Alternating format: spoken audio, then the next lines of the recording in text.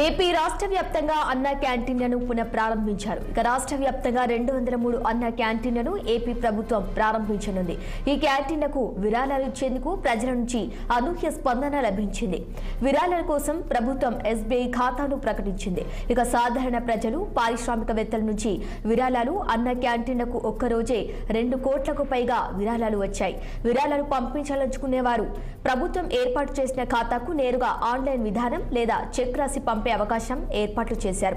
ఇక అన్న క్యాంటీన్ల పేరుతో ఎస్బీఐ అకౌంట్ నంబర్ 3781816509 గుంటూరు శాఖకు విరాళాలు పంపవచ్చునని ఏపీ ప్రభుత్వం ప్రకటించింది. ఇక ప్రజల భాగస్వామ్యంతో స్ఫూర్తి నింపేలా అన్న క్యాంటీన్ల నిర్వహణ ఉంటుందన్న సీఎం చంద్రబాబు తెలిపారు.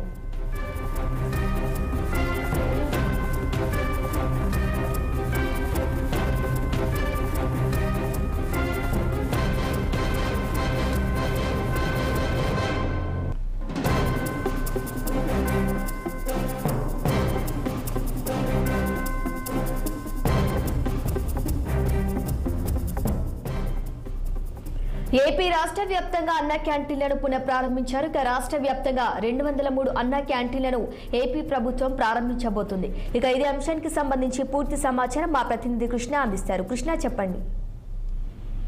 ఏదైతే రాష్ట్ర ప్రభుత్వం చేపట్టినానో అన్న క్యాంటీన్లు దాదాపుగా ఈ రోజు నుంచి అయితే ప్రతి ఒక్కరికి 5 రూపాయలకే ఉదయం అల్పాహారంతో పాటు మధ్యాహ్నం భోజనము, రాత్రి ఆ భోజనంతో పాటు ప్రతిరోజు కూడా దాదాపుగా 180 అన్నా క్యాంటీన్లు అయితే రాష్ట్ర వ్యాప్తంగా అయితే ప్రారంభించారు. దీంతో పాటు మరికొన్ని 23 అన్నా క్యాంటీన్లు కూడా తెరవాలని చెప్పేసి కూడా ప్రపోజల్ తో మొత్తంగా దాదాపుగా 203 అన్నా క్యాంటీన్లు రాష్ట్ర వ్యాప్తంగా అయితే ప్రారంభించడానికి అయితే ముఖ్యమంత్రి అయితే సిద్ధపడ్డారు. ప్రస్తుతానికైతే ఈ రోజు నుంచి 100 క్యాంటీన్లు అయితే ప్రారంభమయ్యాయి. ఇప్పటికే నిన్న తీసుకున్న ముఖ్యమంత్రి చంద్రబాబు నాయుడు అన్నా క్యాంటీన్లు ప్రారంభించారు. 99 అన్నా క్యాంటీన్ ఈ రోజు నుంచి రాష్ట్ర వ్యాప్తంగా కూడా పేదలకు 5 రూపాయలకే అన్నము సాయంత్రం నైట్ టైం భోజనంతో పాటు ఉదయం అల్పాహారం కూడా అయితే అందించనున్నారు. ఈ నేపథ్యంలో తీసుకున్నట్లయితే రాష్ట్ర ప్రభుత్వంపై ప్రతి సంవత్సరం కూడా అధిక భారం అంటే దాదాపు 200 కోట్ల రూపాయల భారం కూడా పడుతుంది. ప్రతిరోజు కూడా 55 లక్షల రూపాయలు భారం అయితే దీని మీద పడుతుంది. కానీ ఈ నేపథ్యం తీసుకున్నట్లయితే దాదాపు ప్రభుత్వం మీద భారం పడకుండా చాలా మంది ఎవరైతే ఈ విరాళాల రూపంలో కూడా ఇప్పటికే దాదాపు 200 కోట్ల రూపాయలు పైచులకు 2 కోట్ల రూపాయలు పైచులకు అని ఇప్పటికైతే విరాళాల రూపంలో అయితే తెలుగుదేశం ప్రభుత్వానికి అయితే అన్నా క్యాంటీన్ నిర్వహణకు అయితే ఇచ్చారు.